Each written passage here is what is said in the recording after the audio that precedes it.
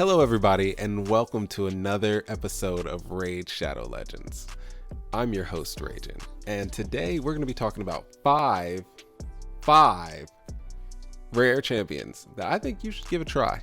If you're lucky enough to pull them, I think you should not necessarily invest all the way to endgame unless you need them all the way to endgame. You might be able to utilize them if you're like free to play, but if not, 5-star them, you'll still have a good time and you won't feel bad about it either. And then one day along the line, you can use them as food.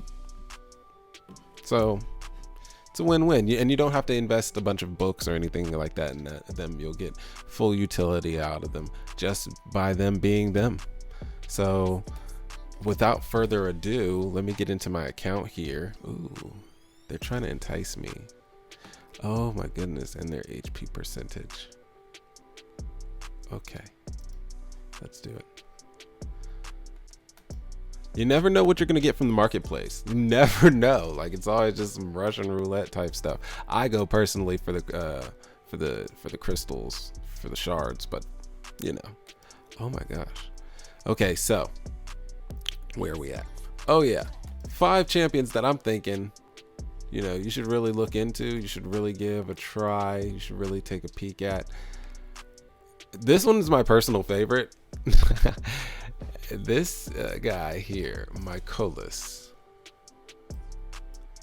I think he's pretty beastie. Yeah. Like, just the artwork on him, it's pretty cool. Check his skills out though. I'm gonna start with his passive. Absorption Roots decreases the damage all allies receive by 5%. This champion will receive that damage instead. That's nice. That to have is going to mitigate a lot of damage. And the reason I'm going through the passive first is because I skipped it in the first making of this video. But anyways, Vigor Spores for A1 attacks one enemy, heals this champion by 30% of the damage inflicted, and then also heals the ally with the lowest HP by 10% of their max HP. This heal will not affect this champion. This ability here with Absorption Roots is reminding me a lot of Duchess, where Duchess puts the shield on for her A1 and she mitigates like 25% of AoE damage. Yeah, this guy's a little mini Duchess.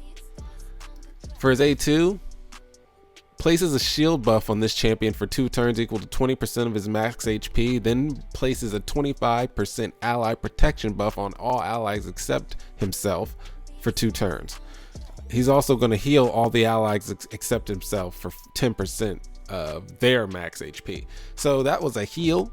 And by the way, you can book that if you just, and he's only got what, 5 books on that one. And we got some damage books, and that's it. He's just got books on his A1 and his A2, and they're not a lot. So if you wanted to book him out, and he's a rare, so you know it's not going to be like that, but I personally wouldn't. But if you wanted to, you can get that heal all the way up to 25%, and the cooldown on that is going to be 3 turns. Wildness. Seriously, wildness. Who else? Oh wait, forgot to tell you guys, by the way, he has an aura. A defense faction crips by 20%. Yeah. Ally defense, yeah. Renegade is the next one.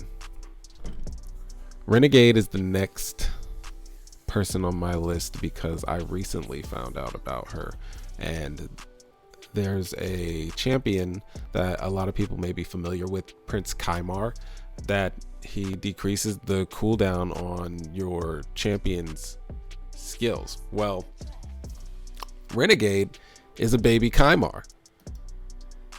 Her A1 attacks one enemy, has 25% chance of placing a 100% heal reduction debuff for 1 turn. We don't care about that. I'm sorry. I hate to say it like that, but that's not what we're here for. Lash Out, A2. Attacks at random 3 times, has a 50% chance of placing a 15% decreased speed debuff for 2 turns, places a 25% decreased accuracy debuff for 2 turns if the target has any active buffs. That's not bad. We're decreasing speed, messing with turn meter a little bit. We're decreasing accuracy, so we're not taking those debuffs. That's not bad. And that's on a 3-turn cooldown.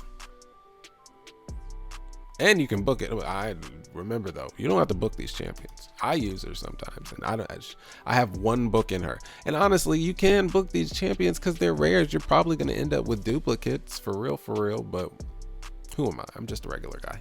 Anyways, this is what we came for. The A3 Sacrificial Ritual decreases the cooldown of all ally skills by 2 turns.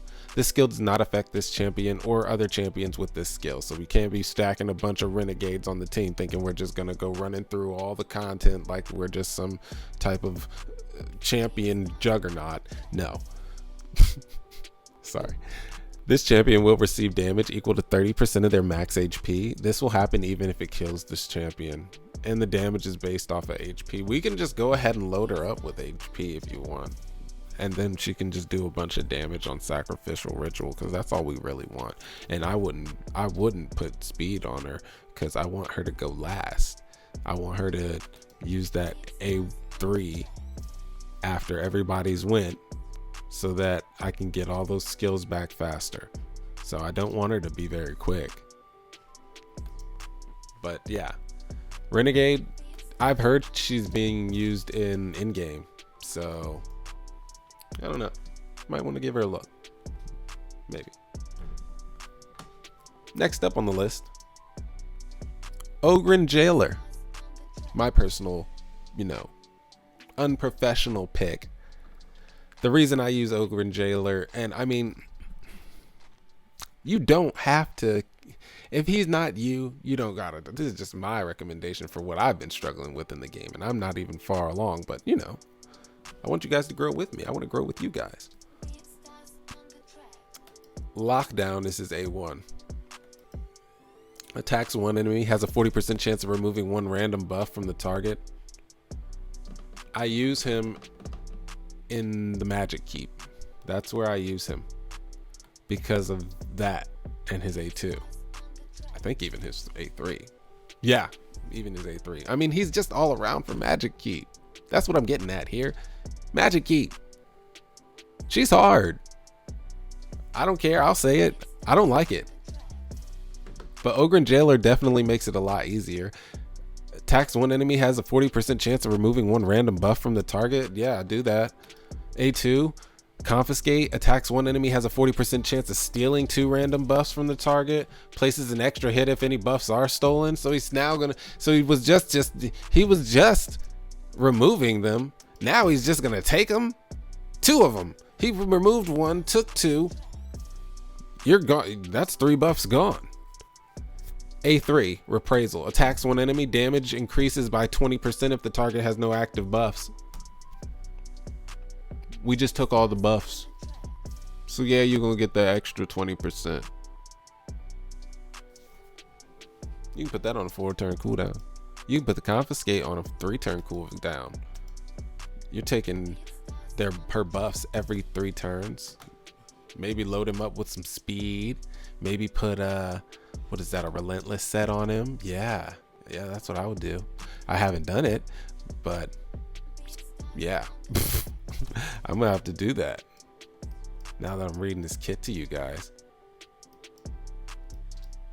Who's the next guy up? Who else we got? You guys weren't expecting him. Fellhound. Yeah.